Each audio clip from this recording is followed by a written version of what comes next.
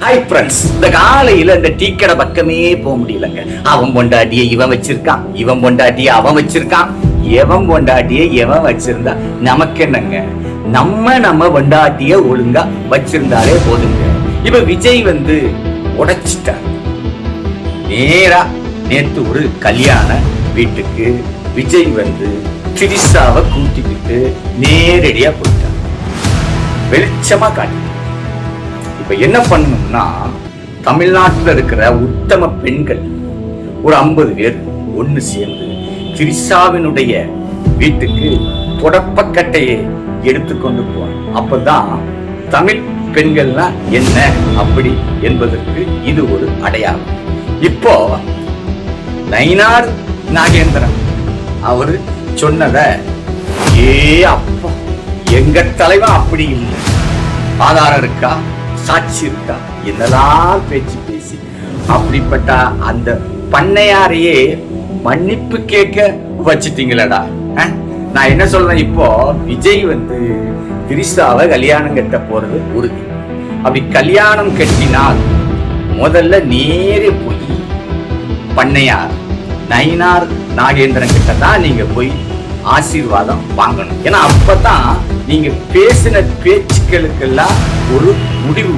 இந்த விஜய அரசியல குதிக்க வச்சதுக்கு காரணமே இந்த திரிஷா தாங்க. ஏன்னா அன்னைக்கு 20 ஆண்டுகளுக்கு முன்னாடியே ஒரு பேட்டியில என்ன சொன்னாங்கன்னா, என்னுடைய லட்சியம் சிஎம் ஆகுது. அப்போ அந்த லட்சியத்தை நிறைவேற்றணும்னா அது விஜயால தான். நேரடியாக அவங்களால அரசியல்ல குதிக்க முடியாது. இப்போ அன்றைக்கு புரட்சி தலைவர் எம்ஜிஆர் அவர் அம்மா அவர்களை அதிமுகவின் கழக கொள்கை பரப்பு செயலாளர் அப்படி என்று அறிவித்தது போல இன்றைக்கு நம்ம விஜய் தாவேகாவின் கொள்கை பரப்பு செயலாளர் திரிஷா அப்படி என்று சொல்வது உறுதியாகி. ஆனா அதையும் தாண்டி இனி மாநாட்டுக்கு 2 பேரும் சேர்ந்து போறாங்க. விஜய் மட்டும் போனதுக்கே 50 பேருக்கு மேல செத்து போயிட்டான். இப்போ 2 பேரும் சேர்ந்து போனாக்கி தமிழ்நாட்டுல எத்தனை பேர் சாவராமன்னு சொல்ல முடியாது. வடமொழியில என்ன சொல்லுவாங்க தெரியுமா?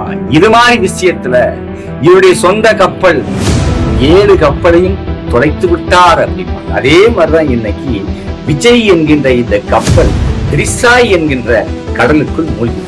அதை இனி யாராலையும் மீட்கவே.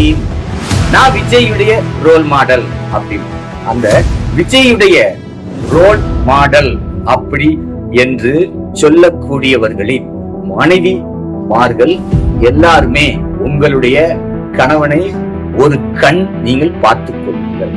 ஏன்னா இன்னைக்கு சங்கீதா அப்படி என்கின்ற ஒரு பெண்மணி நீதிமன்றத்திலே போய் நீதி கேட்டுள்ளார். அவருக்கு நீதி கண்டிப்பாக வேணும். ஆனால் அந்த சங்கீதாவுக்கு பேரழிவு கொடுக்கும் வகையில தான் இன்றைக்கு இந்த விஜய், அதையும் தாண்டி விஜய் கூட இன்றைக்கு சேர்ந்திருக்கும் திரிஷா. இதுக்கு தொண்டர்கள் விஜயுடைய அணில் குஞ்சுகள் ஆதரவு. இந்த ஆதரவு உண்மையிலே கொடுக்கும். அதையும் மிஞ்சி கேட்டா என்ன சொல்றாங்க தெரியுமா? கலைஞர் யோக்கியனா, எம்ஜிஆர் யோக்கியனா, அது வேற இது வேற. ஏங்க, ஒருத்தன் துணைவியார 5 பேரை விட வச்சிட்டு இருப்பான், 10 பேரை விட வச்சிட்டு. ஆனால் மனைவிக்குன்னு ஒரு தனி மரியாதை உண்டு. மனைவியை எங்க வைக்கணுமோ அங்கதான் வைப்பான், துணைவியார எங்க வைக்கணுமோ அங்கதான். ஆனா இன்னைக்கு விஜய் அப்படி இல்லை. அதுக்கு மாறுதலாக விஜய் இன்னைக்கு செய்து கொண்டிருக்கிறார். இதை கண்டிப்பாக தமிழ்நாடு கண்டிக்க வேண்டும். விஜயுடைய மனைவி சங்கீதா அவர்கள் ஒரு மிகப்பெரிய யூடியூப் சேனல்ல 2 மணி நேரம் பேட்டி கொடுத்துள்ளார். அந்த பேட்டியை வெளியிடக்கூடாது, உனக்கு 300 கோடி ரூபாய் தாரோம் அப்படி என்று விஜயுடைய ஆதரவாளர்கள் பேசியுள்ளார். ஆனால் அந்த அம்மாவோ இல்லை, இந்த வீடியோவை நான் வெளியிட்டு விஜயுடைய உண்மையான முகத்திரையை கிழிப்பேன். ஏன்னா விஜயுடைய உண்மையான முகம் என்ன, ஏன் அரசியலில் குதித்தார், யாருக்காக குதித்தார் என்பதை இந்த அம்மாவுக்கு நன்றாக தெரியும். இந்த வீடியோ வெளியில் வந்தால் விஜயுடைய அரசியலை பாதிக்கும் அப்படிங்களா உண்மை. இப்ப நான் என்ன சொல்றேன்னா, விஜய் சினிமாக்காரராகவே இருந்து கொண்டிருந்தா இதை பத்தி யாருக்கும் கவலை.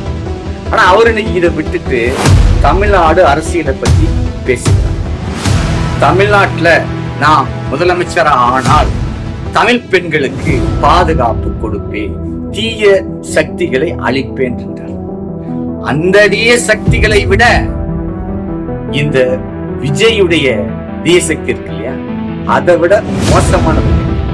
நம்ம தமிழர்களின் கலாச்சாரம் மரபுனா என்னன்னு தெரியுமாங்க? ஒரு கணவன் காலமாகிவிட்டால் அவனுக்காக உடன்கட்டை ஏறி இருக்கிறது.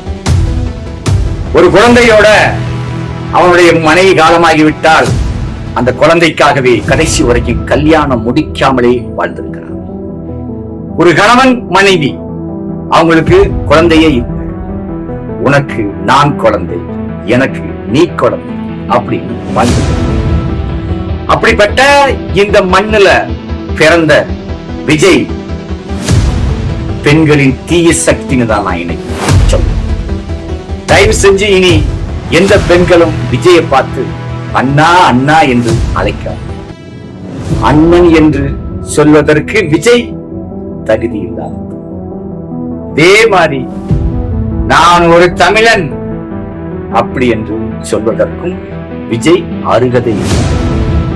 இன்னைக்கு நம்ம நாடு பெண்களின் கையில் தான் இருக்கு. பெண்ணின் வழியை புரியாதவர்தான் இந்த விஜய். இவரு தமிழ்நாட்டுக்கு சிஎம் ஆகி என்ன செய்ய போகிறார்? இதான் இருக்கு அடிப்படையே சரியில்லை. அதனால என்ன சொல்றேன், தமிழ் பெண்கள், தமிழ்நாட்டை காக்கும் பெண்கள், இன்னைக்கு தமிழ்நாடே அவங்க கிட்ட இருக்கு. யாரை தேர்ந்தெடுக்கணும் அப்படிங்கிறது இன்னைக்கு தமிழ்நாட்டு பெண்களுக்கு தான் இருக்கு. அழிவை தேடி போய்விடாதீர்கள். தயவு செஞ்சு உத்தம பெண்கள் யாருமே விஜயை பத்தி இனி நீங்கள் உயர்த்தி பேசாது. விஜய் ஒரு பெண்களின் தீய சக்தி என்பது உறுதியாகி. அதனால என்ன சொல்றேன், இந்த நாடு நல்லா இருப்பதும் நாசமா போவதும் பெண்களுடைய கையில தான் இருக்கு. நன்றி.